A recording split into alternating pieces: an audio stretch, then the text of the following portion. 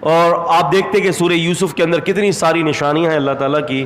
یوسف علیہ السلام کو جلا وطن کیا گیا, یوسف علیہ السلام کا غلامی, پھر یوسف علیہ السلام پر آزمائش, پھر حسن کی وجہ سے ان کو آزمائش میں مبتلا کیا گیا. جو عزیز مصر کی بیوی تھی اس کے حوالے سے آزمائش, پھر اس کے علاوہ ان کے بھائیوں کے حوالے سے آزمائش, کتنی بڑی آزمائشیں تھیں. اور دراصل یہ سورت نبی پاک صلی اللہ علیہ وسلم کو تسلی دینے کے لیے نازل ہوئی ہے. آپ بڑے غمزدہ تھے, آپ جو ہے وہ بہت زیادہ غمزدہ تھے.